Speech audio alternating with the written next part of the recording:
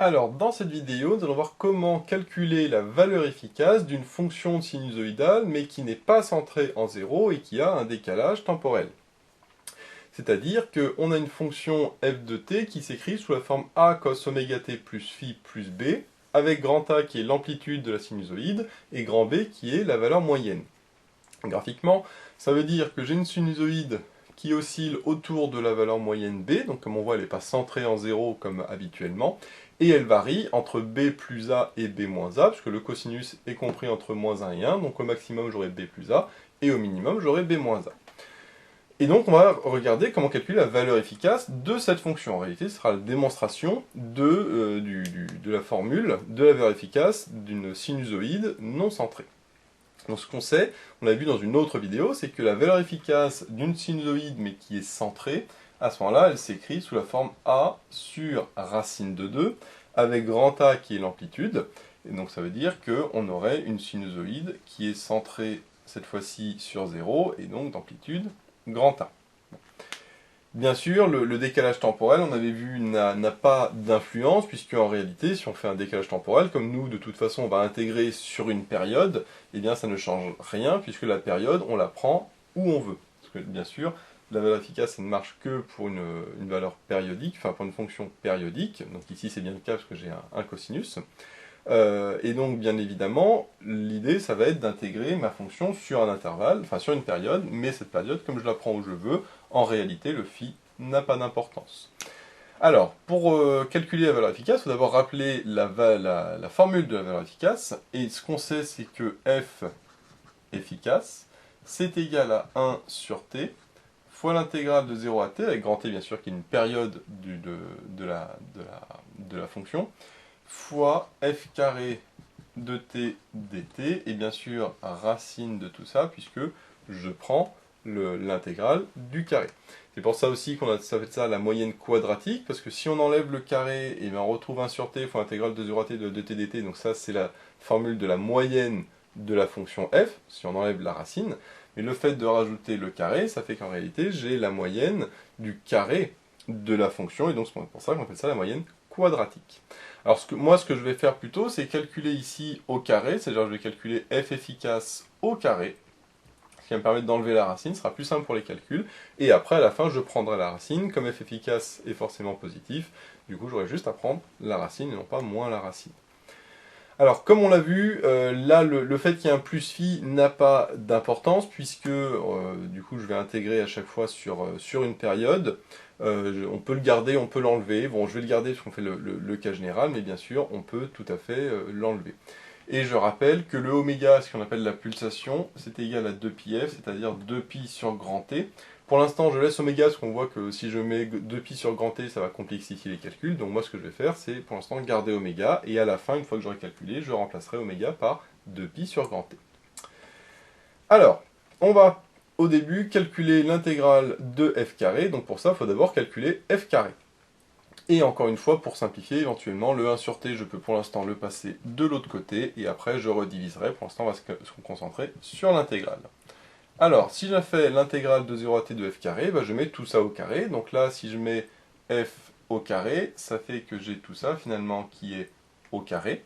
Et donc j'ai une identité remarquable, hein, a plus b, le tout au carré. Donc si je développe, ça me donne a carré fois cos carré de oméga t plus phi, plus 2ab. 2ab c'est 2 fois grand A fois grand B fois cosinus de oméga t plus phi, et plus b carré, qui me donne bien ici b carré, le tout dt.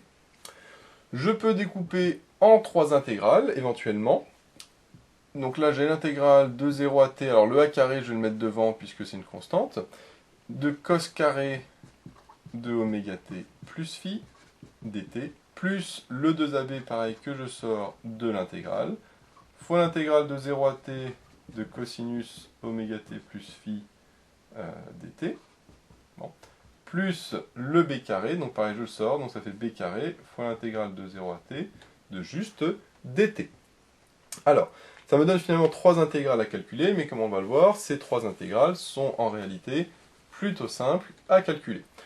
On va commencer par la plus simple, la plus facile c'est la dernière, l'intégrale de 0 à t à grand T de dt avec le b carré devant, bah, je sais que l'intégrale, enfin la primitive de 1, juste d c'est 1, entre 0 et t ça fait t, donc ça fait juste b carré fois t, puisque finalement j'intègre une constante ici qui vaut 1, c'est 1 dt, je sais que c'est la constante fois la longueur de l'intervalle qui est t, donc ça fait juste b carré fois t.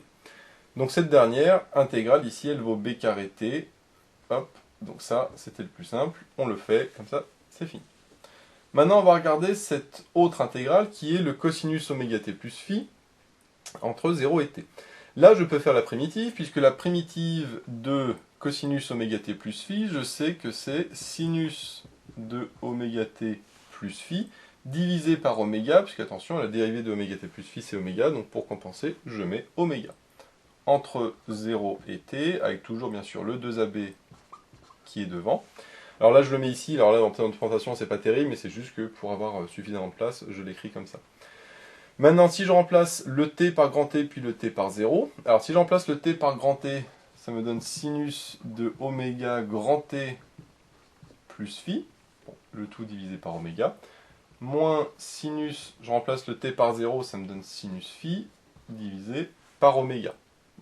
Sauf que oméga t, d'après ce qui est ici, eh bien, oméga t, c'est égal à 2pi. Donc, c'est-à-dire qu'à la place ici de oméga t, je peux mettre 2pi. Sauf que, comme sinus est 2pi périodique, sinus de 2pi plus phi, ça fait sinus phi. Donc encore une fois, je peux l'enlever puisque sinus est 2pi périodique. Donc ça me donne sinus phi sur oméga moins sinus phi sur oméga. Et du coup, ça me donne 0. Donc finalement, ici, mon intégrale ici du cosinus est égale à 0. Alors c'est plutôt normal, puisque quand j'intègre un cosinus sur une période, forcément ça me donne 0, parce que ça revient à faire la moyenne d'un cosinus. La moyenne d'un cosinus, hein, on sait que c'est égal à 0, puisqu'il y a autant d'air au-dessus de la courbe qu'en dessous de la courbe. Donc finalement, sur mes trois intégrales, j'en ai finalement déjà plus que 2, puisqu'il y en a une qui est égale à 0, et celle-là est très simple, on a vu que c'était b carré fois t, et donc finalement, j'ai qu'une seule intégrale qui est un peu compliquée à calculer, qui est celle de cos carré de oméga t plus phi. Là, pour calculer ça, ce qu'on va faire, c'est utiliser la formule d'addition. Donc là, il faut bien connaître la trigonométrie. On sait que cos de 2a, c'est égal à 2 cos carré a moins 1. Donc le moins 1, je vais le passer de l'autre côté, parce que moi, ce qui m'intéresse, c'est le cosinus. Donc le moins 1 devient plus 1. Et là, comme j'ai cos carré a, mais avec un 2, le 2 ne m'intéresse pas. Donc je divise tout ça par 2. Donc finalement, j'ai cos carré a qui vaut 1 plus cos de 2a divisé par 2. Et donc, si je réécris mes intégrales proprement, j'ai toujours mon 1 carré ici qui reste. J'ai ici l'intégrale de 0 à t de cos carré oméga t plus phi. Donc là, j'ai cos carré a, donc le petit a, c'est oméga t plus phi. Donc ça me donne 1 plus cosinus de 2 oméga t plus 2 phi.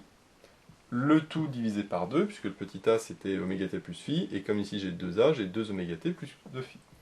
Donc tout ça dt, ça c'est ici ma première intégrale, et ma deuxième intégrale, on a vu qu'elle valait b carré fois t, donc je réécris juste b carré fois t, puisque ici, l'intégrale du milieu valait 0. Maintenant, je vais pouvoir calculer mon intégrale, mais avant ça, ce que je vais faire, c'est de sortir le 2 devant, puisque finalement le 2 est une constante multiplicative, ou ici en tout cas qui est divisée, donc je vais pouvoir simplifier. Donc pour un petit peu simplifier, le sur 2 ici, je le mets tout de suite devant, comme ça, ça fait une étape de gagner.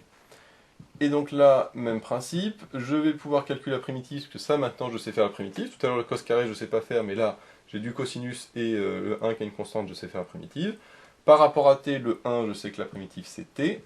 Et ici, comme tout à l'heure, le cosinus de 2 oméga t plus phi, ça me donne le sinus de 2 oméga t plus 2 phi divisé par 2 oméga, parce que maintenant, la dérivée de 2 oméga t plus phi, ça me donne 2 oméga.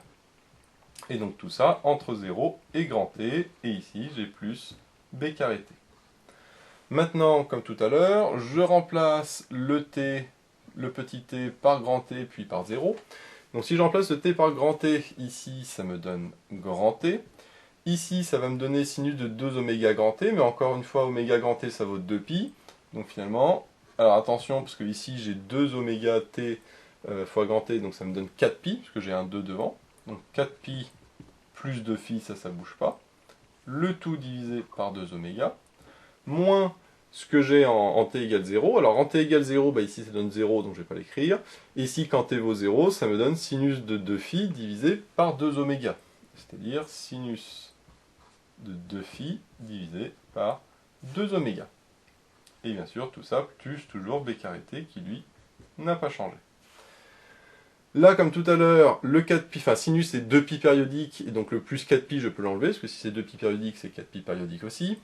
Et donc, je peux enlever le 4π, et donc ça me donne sinus de 2π sur 2 oméga, moins sinus de 2π sur 2 oméga, et donc, comme tout à l'heure, ça se simplifie. Donc ça, finalement, ça se simplifie, il me reste juste t, et donc, j'ai ici a carré fois grand T sur 2, plus b carré fois grand T. Donc, si je récapitule, j'ai grand T fois F efficace, qui est égal, au final, d'après mon calcul, à grand A carré T sur 2, plus B carré fois grand T. Ici, je vois que j'ai grand T, ça se simplifie, puisque T vaut pas 0, parce que c'est la période, donc je vais l'enlever tout de suite. Donc ici, j'enlève le T, ici, j'enlève le T, et ici, j'enlève le T, parce que ça, c'est en divisant par T. Et donc, dernière étape, c'est de prendre la racine. Alors, regardez, comme F efficace est au carré, mais comme on a vu, la formule de base, c'est racine, non pas moins racine. Et donc, j'ai directement ma réponse, qui est F efficace, qui est égal à racine de A carré sur 2, plus B carré. Avec B, la valeur moyenne de mon cosinus, ou de mon sinus, et grand A, qui est l'amplitude de mon sinus. Donc voilà finalement l'expression que je trouve pour la valeur efficace d'une sinusoïde qui n'est pas centrée, qui n'est pas non plus centrée en 0. On voit qu'ici j'avais un décalage temporel phi, mais on voit que ce phi finalement n'apparaît pas dans le résultat final, c'est ce que j'avais dit au début, parce que finalement ça revient à décaler le repère, sauf que comme moi j'intègre à chaque fois sur une période, là j'ai mis de 0 à t, mais je peux très bien prendre de moins t sur 2 à t sur 2, ou de t à 2t, de 3t à 4t, etc. etc. Donc c'est tout à fait logique que bien évidemment le décalage temporel n'intervienne pas dans l'expression de ma valeur efficace. Bien sûr, le cas particulier, c'est celui qu'on a vu au début, c'est-à-dire quand j'ai une sinusoïde qui est centrée en 0, voilà, on ne voit pas forcément, mais voilà. Donc j'ai une sinusoïde qui est ici centrée en 0, d'amplitude grand A, et ce qu'on avait vu, c'est que, ça on avait vu dans une autre vidéo, hein, c'est l'amplitude divisée par racine de 2. Est-ce que je retrouve bien cette formule ici? Bah oui, pourquoi? Parce que là, si mon signal est centré en 0, ça veut dire que B vaut 0. Parce que B, ça on va dire, c'était la valeur moyenne. Et si B vaut 0, ça fait racine de A carré sur 2, et racine de A carré sur 2, ça fait valeur absolue de A sur racine de 2, parce que racine de A carré, ça fait valeur absolue de A, mais grand A, c'est l'amplitude, donc je sais que grand A est forcément positif, donc je peux enlever la valeur absolue, et donc ça me donne A sur racine de 2, qui est bien l'expression qu'on avait démontrée dans l'autre vidéo, pour les fonctions qui sont sinusoïdes centrées sur 0. Donc voilà la démonstration formelle pour la valeur efficace d'une telle fonction. Bien évidemment, on peut directement apprendre le résultat et après réutiliser le résultat directement quand on a une telle fonction. Mais il faut savoir refaire la démonstration, que ce soit à l'oral ou à l'écrit, parce que ça peut être éventuellement demandé, mais comme on le voit, il s'agit d'un simple calcul d'intégrale, avec certes des chiffres un petit peu compliqués, mais déjà si on enlève le phi, ça aurait beaucoup simplifié mon calcul. Mais ce qui est important aussi, c'est de garder le oméga, et non pas de mettre 2π sur t dès le début, mais de remplacer uniquement à la fin, puisqu'on sait que à chaque fois dans les calculs, on avait oméga t, non pas oméga tout court, et comme le oméga t vaut 2π, bah c'est beaucoup plus simple, en plus il n'y a pas de fraction. Donc voilà, j'espère que cette vidéo vous sera utile, n'hésitez pas à vous abonner pour être au courant des nouvelles vidéos qui sortiront. J'ai mis le lien dans la description vers l'énoncé de l'exercice, ainsi que vers d'autres exercices sur les valeurs efficaces. J'ai également mis le lien vers la page Tipeee où vous pouvez soutenir Méthode Math, et moi je vous dis à bientôt pour de nouvelles vidéos.